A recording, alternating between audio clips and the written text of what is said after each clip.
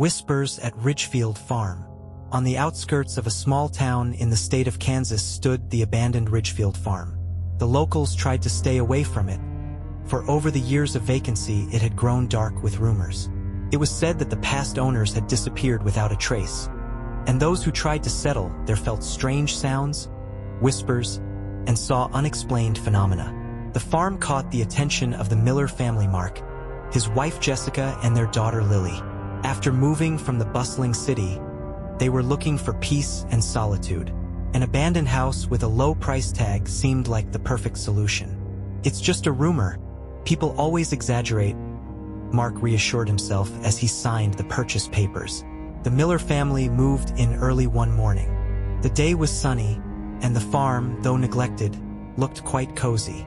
An old red brick house with a drooping roof and a barn in the backyard seemed to be waiting for new tenants. Lily, a 10-year-old girl with a vivid imagination, was delighted. She immediately ran to explore the property, but soon stopped in front of the barn. On its door were strange symbols scratched out with a knife. "Dad, someone messed up the door," Lily shouted. "The teenagers must have been having fun," Mark replied calmly, not giving a hoot. Jessica, however, felt alarmed. The symbols didn't look like ordinary graffiti. They were strangely familiar, as if she'd seen them before. The family spent the first night in silence. However, the silence was too oppressive. A faint wind blew through the corridors of the old house, making it seem as if someone was whispering. Near midnight, Lily woke up to a strange sound. She thought she heard someone walking down the hall. "Mom? Dad?" she called softly. There was no answer. The girl went to the door, but when she opened it, she saw only an empty corridor. Lily wrote it off to her imagination and went back to bed. But the sounds continued. They were quiet, like light footsteps that faded behind her door. The next day, Mark decided to investigate the barn. He took Lily with him, despite Jessica's protests, who felt there was something wrong with the place. When they opened the door, they saw that everything inside was covered in a thick layer of dust. However, amongst the abandoned tools and old furniture, they found something strange. A small wooden box with carved symbols just like the ones on the barn door. Lily reached for the box, but as soon as she touched it, she felt cold. The girl yanked her hand away. "I don't like it, Dad," she said, but Mark decided to take the box into the house. From that day on, strange things began to happen. Whispers began to be heard in the house, coming from different corners. Things would disappear and then reappear in the most unexpected places. One night, Jessica woke up and saw their bedroom door slowly opening. She jumped up, but found no one. She thought she saw a shadow flicker behind the door. Mark put it down to drafts and fatigue. However, Jessica began to suspect that it was the box. Jessica went to the town archives to find out more about Ridgefield Farm. She found out that the previous owners, the Walker family, had disappeared in 1932. Their bodies were never found. What's more, the farm was built on a site where locals performed rituals in the 1800s to protect themselves from dark forces. The symbols she saw were part of those rituals. Back home, Jessica told Mark about the findings, but he only laughed. "It's all silly stories. There are no ghosts." That night, the silence in the house seemed heavier than usual. Lily, lying in her bed, could not sleep. She stared at the old jewelry box her father had placed on a shelf in the living room. Something about it was appealing and frightening at the same time. Toward morning, Jessica heard someone open the living room door. Getting out of bed, she quietly went downstairs and froze on the stairs. Lily was standing in front of the box as if hypnotized. "Lily, what are you doing?" Her mother called out to her. The girl turned around sharply, but her eyes were empty, as if she didn't fully realize where she was. "They want me to open it," whispered Lily. "They're calling for me." Jessica rushed to her daughter, pulling her away from the box. She closed its lid and carried the object down to the basement. Jessica hoped that by removing the box from the house, she would get rid of the strange phenomena. But things only got worse. During the night, whispers came from the basement. They sounded quiet, as if from the depths, but you could make them out. Bring us back. Let us out. Jessica woke Mark. Together they went downstairs, armed with flashlights. But the basement was empty. Only the box was in the corner, as if someone had put it in plain sight. We have to get rid of it, Jessica insisted. It's just an old box, Mark replied stubbornly.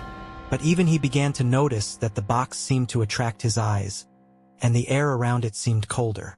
The next day, an old neighbor named Jack, who lived a few miles away, stopped by the farm. He noticed the strange symbols on the barn and instantly turned pale. Did you find something in the barn? He asked insistently.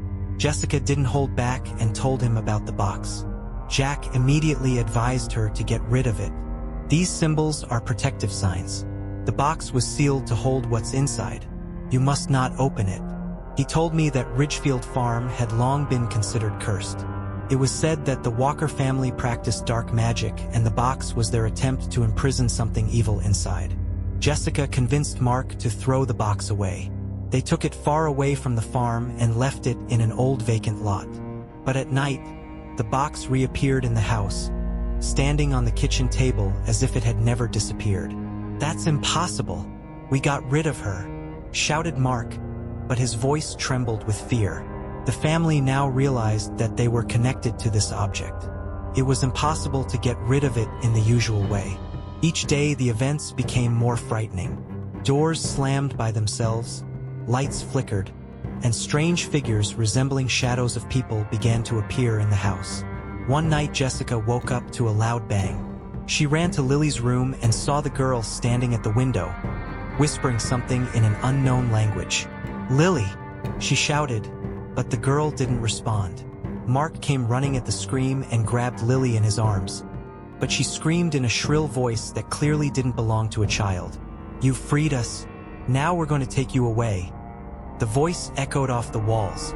In a panic, Jessica remembered Jack's warning and asked him for help. The old man led them to a local priest who specialized in exorcising evil forces. "You've awakened an ancient entity. It's connected to this place, and it can't just be exorcised. You have to put the box back where it belongs and perform a ritual." The priest gave the family instructions on how to shut the entity back out. To do this, they had to perform a ritual in the barn where the box was found. At night, the family, along with the priest, entered the barn. Shadows already filled the room. Whispering voices sounded from everywhere. The air was cold and time seemed to slow down. The priest began to recite prayers, and Jessica and Mark followed his instructions, repeating the words of the spell. Lily, despite her fear, held the box. At one point, a huge figure appeared out of the shadows, as if gathered from the darkness. It moved towards Lily, but as the ritual reached its climax, the box glowed and the figure disappeared, leaving only silence. The farm became quiet again. The whispers ceased. The casket was buried deep beneath the barn and sealed with symbols. The Miller family decided to sell the farm and move far away. Before leaving, Jessica met Jack, who said, "You did the right thing. But know that things like this don't go away forever." Though the family found peace in their new home, on the quietest nights Jessica sometimes thought she heard a faint whisper, "We'll be back." A month after the move, the Miller family was finally starting to come around. Things were going well in their new home, and the grim events at Ridgefield Farm gradually seemed like a distant nightmare. But one morning, while Jessica was preparing breakfast, Lily, playing in the garden, noticed something strange. Under a large tree right in their new yard lay the very same box. "Mom, it's here again," screamed the girl, running into the house. Jessica dropped everything and went outside. She froze in place when she saw the box. Its lid was ajar, and inside she could see old symbols pulsing with a faint red light.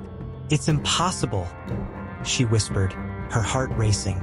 Jessica called Mark, who was at work, and asked him to come back immediately. But while she waited, the strange things started happening again. Shadows on the walls of the house moved on their own. Whispers echoed from the corners. When Mark arrived, he examined the box and suggested we destroy it again. "We buried it on the farm, performed a ritual. Why did it come back?" he wondered. Then Jessica remembered the priest's words. "These things don't go away forever. Mark, could it be that we've become bound to this forever? Maybe we took her power with us?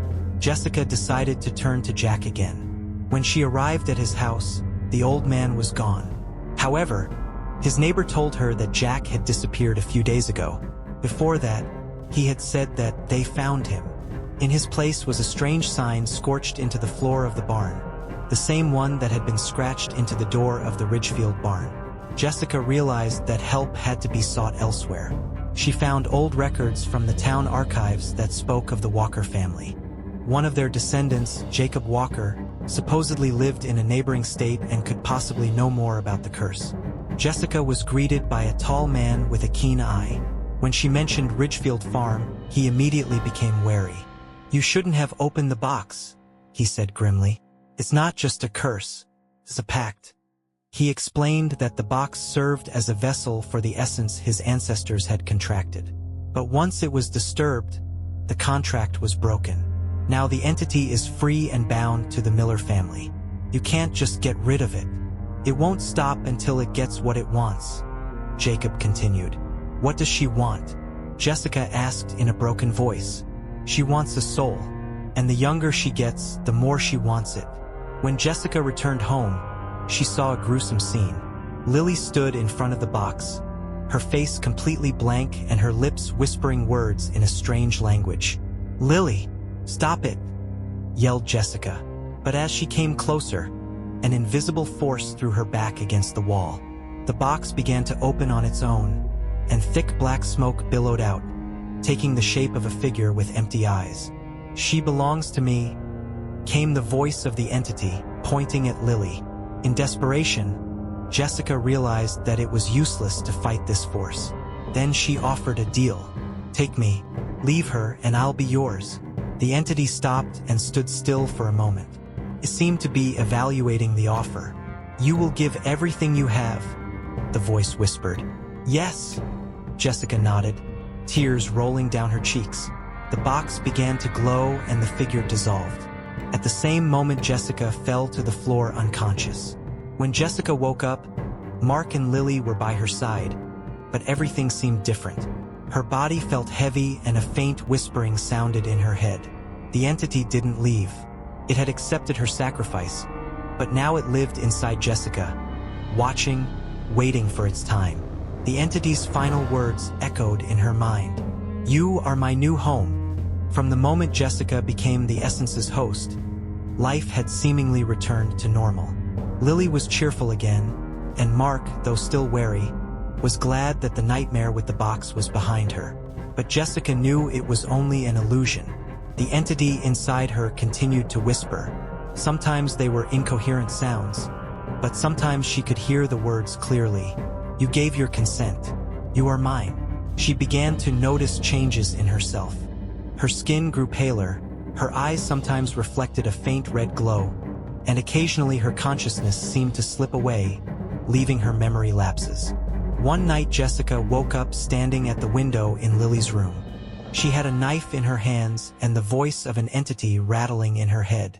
"Take her away. It will speed up the process." Jessica threw the knife to the floor in horror. She began to realize she was no longer in control of her actions. "You won't get her," she whispered, clenching her fists. "You can't resist forever," the voice replied mockingly. The next morning Jessica found an envelope in her mailbox. Inside was a letter from an unknown sender. It read, "I know what's going on. If you want to save yourself and your family, come to this address." Underneath the address was an old church in the mountains a few hours away. Jessica didn't want to say anything to Mark, so as not to scare him. She lied, saying she had business to attend to, and went to the place she'd been told. The church was abandoned, but there were candles burning inside and the smell of incense filled the air. There she was met by an elderly man with a grim look in his eyes. "You carry a curse," he said, looking over Jessica. "It will destroy you and take your loved ones if you don't stop it." He introduced himself as Elias, a follower of the ancient knowledge that helped his ancestors fight such entities. Elias explained that the entity can be banished, but it will require a great sacrifice. "You must give of yourself completely, without abandon," Elias prepared Jessica for the ritual, explaining that the entity might resist and try to intimidate her. The ritual required the blood of the one who gave the entity its power, as well as the symbols used to imprison it. You don't have much time. If you let her get the upper hand, neither of you will survive, he warned. Jessica returned home, determined not to waste any time. She explained everything to Mark, and although he was shocked, he agreed to help. That night, as she prepared for the ritual, Jessica felt the essence intensify. It whispered to her, "You are too weak. You are mine. They will all die because of you." But Jessica was no longer afraid. She knew she had to finish what she started, even if it cost her life. The ritual began in the dead of night. Elias drew the protective symbols, and Mark held Lily, who watched anxiously. As Jessica stood in the center of the circle, the entity began to resist. Her body contorted, her voice changed, and an unnatural scream came out of her mouth. "You can't handle me," roared the entity. Elias read the spells and Mark repeated after him. Jessica, clutching the amulet, continued to resist. At some point, the entity left her body, taking the form of a huge shadow. It circled around, trying to penetrate Lily, but the protective symbols prevented it from doing so. "Go back to your vessel," Elias shouted, uttering the final words of the ritual. The casket they used in the ritual glowed and the shadow began to be drawn inside, resisting to the last. When the ritual was complete, the box was sealed again and the house was filled with silence. Jessica collapsed without strength, but she was alive. Elias took the box to destroy it once and for all. "It's over now," he said before leaving. The Miller family decided to move as far away as possible to start a new life. But Jessica knew that even though the essence was imprisoned, its mark remained. And on the quietest night, she sometimes thought she heard a faint whisper, "We will meet again." A few days after the ritual, Mark decided to visit the old Ridgefield Farm to make sure the entity would not return. But as he approached the barn, he noticed that the door was ajar, and inside, in its original place, was the same box. There were fresh marks on its surface, as if someone had recently tried to reopen it. There were bloody symbols scratched into the floor by fingernails. Elias had sworn to destroy the box, but now Mark was beginning to wonder if he had kept his promise. Perhaps the box wasn't just a vessel, but something more, a portal that could never be closed permanently. A week after the ritual, Lily began to complain of strange dreams. She saw in them a figure from the shadows who called her by name.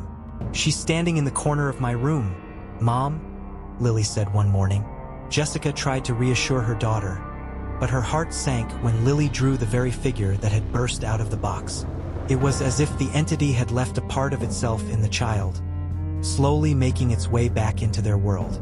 Jessica began to notice oddities in her body. Sometimes her hands would start to shake on their own, and one name would echo in her head, Amara. She decided to investigate the archives in more detail and discovered that the entity sealed in the box was an ancient spirit whose name was used by sorcerers to enhance their powers. They were unable to fully control it, however, and Amara destroyed all those who summoned it. Jessica realized that her deal may not have freed her family, but only delayed the inevitable.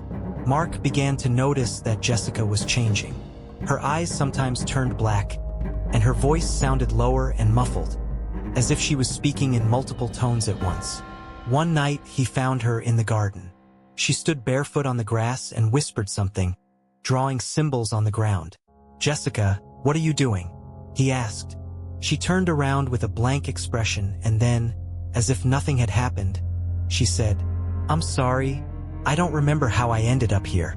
But Mark could see that her hands were covered in earth and her nails were broken out, as if she had been digging something up. A month after the ritual, Jessica received a strange letter. It was handwritten on old yellowed paper. "Amara never lets go of her victims. You have become part of her world. Your family is just the beginning." Signed, Ridgefield, 1922. She realized that the letter couldn't have been sent in our time. It came from the past, from the very time when the first appearance of the entity had occurred at Ridgefield Farm. One night, The box reappeared on the doorstep of their new home. Jessica knew it could not be burned or destroyed. Her mind was overwhelmed with fear when she realized that the box was no longer a prison. It was a key, and a key always opens a door. The only question is who opens it first. Story 2. The Mystery of Haylow Farm. The Carter family, Jake, Sarah, and their 10-year-old son Tommy, were looking for some peace and quiet after a hard year. Jake, tired of the hustle and bustle of the city, bought an old farm in the state of Kansas. The Haylow farm stood surrounded by dense forests and looked perfect for a new life. But the locals avoided this farm. They whispered about strange things that had happened there in the past. People disappearing, and those who came back talking about something living in the ground. The Carters ignored the rumors, for the farm was being sold for nothing. None of them suspected that the place had witnessed something far worse than human fears.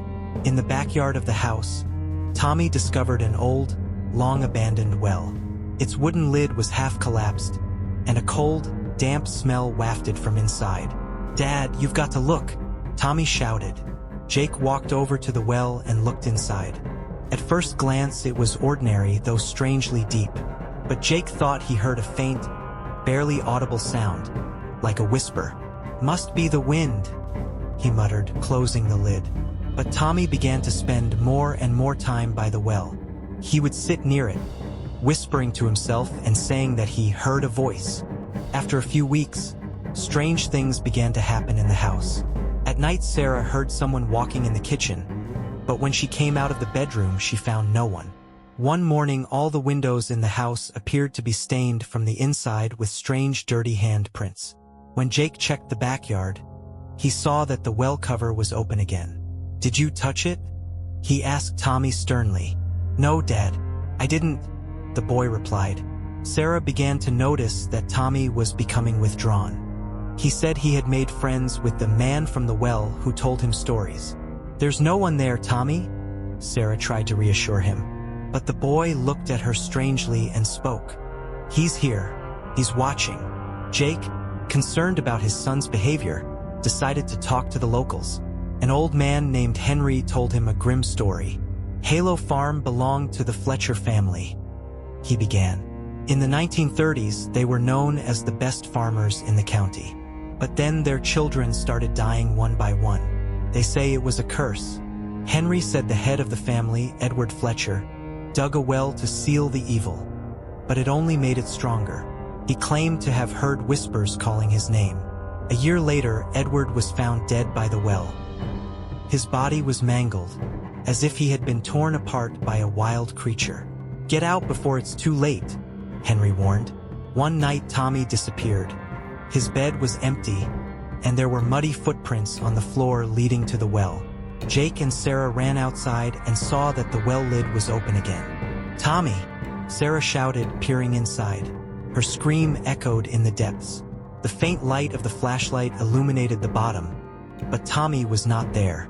Instead, a faint child's voice came from the depths. "Mommy, help!" Jake decided to go down the well to find his son. He tied the rope to an old tree and began to slowly lower himself down into the depths.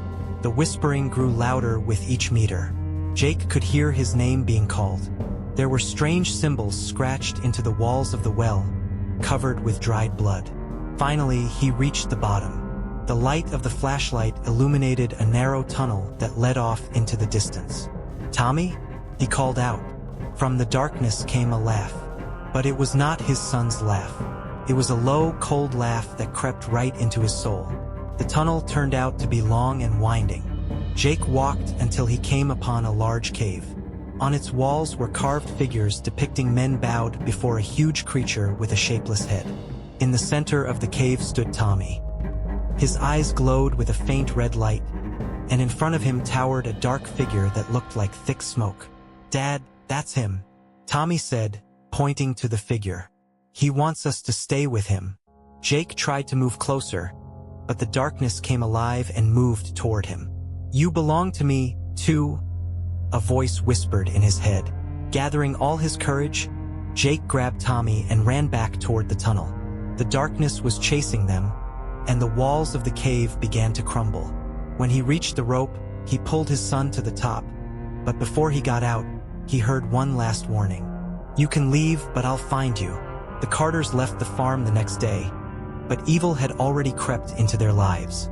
Tommy began drawing the strange figures Jake had seen in the cave. And one night, the same well cap with the words engraved on it appeared on the doorstep of their new home. "I am here." The Carters hoped that escaping from Haylow Farm would rid them of the nightmare. Soon, however, they began to notice that evil had followed them. One night, Sarah heard Tommy talking in his room. She cautiously opened the door and saw him sitting on the bed, looking into the darkness. "Tommy, who are you talking to?" she asked. The boy turned around slowly, his eyes empty. To him, he said he'd be back soon. Sarah felt a chill run down her spine, but she tried to stay calm. She decided not to tell Jake about it, afraid it would only awaken his fears. The next day, Jake noticed strange symbols carved into the ground in the backyard. They were the same ones he had seen in the tunnel under the well. He tried to erase them, but by morning they reappeared, as if burned into the soil.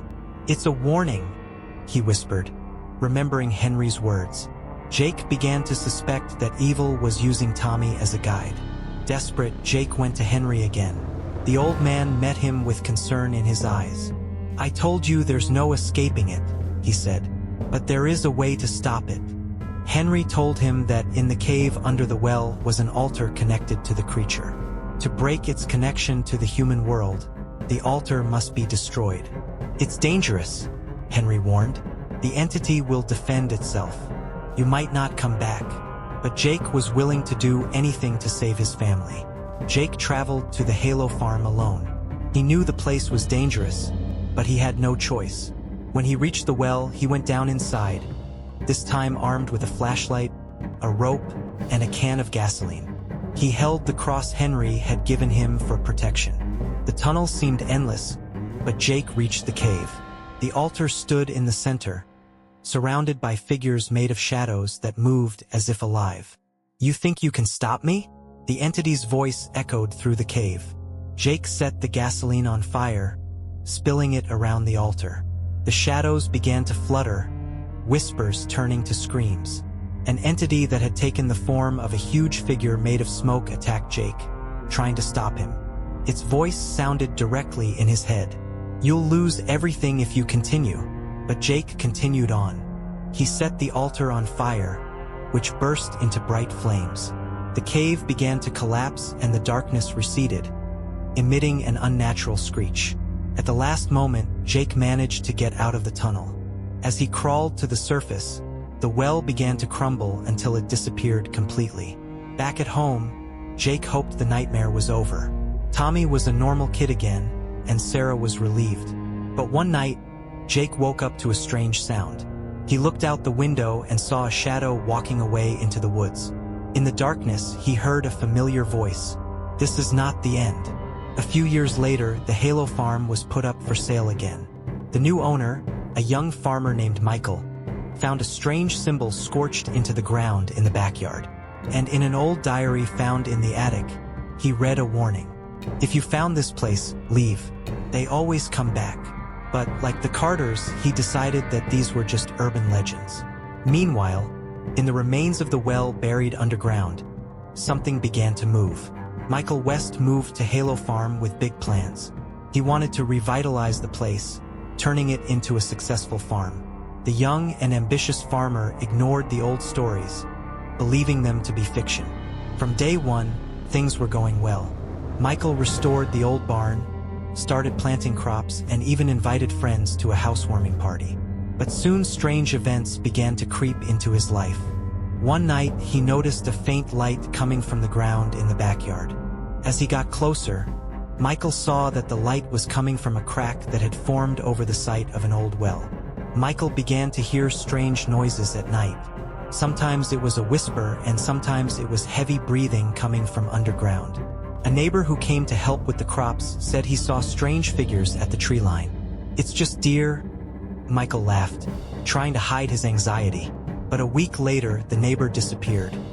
His car was found by the road leading to the farm, but the man was nowhere to be found.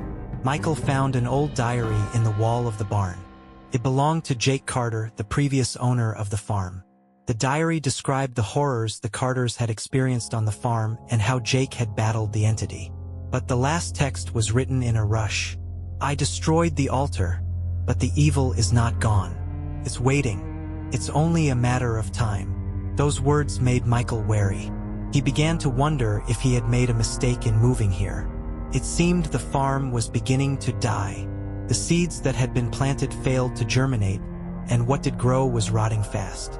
There was less water in the well, and it had a strange metallic taste. That same night, Michael awoke to a loud banging sound. Running outside, he saw that his barn had been destroyed, and the ground had deep scratches like claw marks. Scratched on the wall of the house was a symbol that Michael couldn't understand. It resembled the ones he had seen in Jake's journal. Michael decided to find the answer to the riddles. He went to the town library where he found references to the Haylow farm. The archives told him that the place was cursed by ancient rituals used by the patron spirits of the land. An exorcism ritual was needed to purify the farm. However, Michael realized that the price of this ritual might be too high. It required giving the life of one who lives on the land. At night, Michael saw a figure in the woods. It was a tall shadow with burning eyes that called his name. "You came here to feed me," it whispered. Michael realized he had no choice. If he didn't stop it now, the evil would consume him and spread further. He gathered everything he needed for the ritual, including an ancient knife he'd found in the barn. He drew symbols in the center of the field and began to recite the words from Jake's journal. The ritual awakened not only the darkness, but the earth itself. The trees around him began to move, their roots reaching for Michael as if trying to stop him. A shadow appeared in front of him, taking human form. "Are you trying to banish me?" it asked mockingly. "But you're only human." Gathering all his courage, Michael plunged his knife into the ground, and everything around him exploded with a bright light. The entity's screams were deafening, but after a few moments everything went quiet. In the morning, Michael woke up in the field. The farm was quiet, as if everything that had happened during the night had been a dream. But as he walked back to the house, he saw a strange thing on the doorstep, an old diary that should have been left in the library. On the last page was written, "You have won the battle, but the war is yet to come." Haylow Farm seemed empty, but Michael knew that evil never completely disappears. It always finds a way to come back.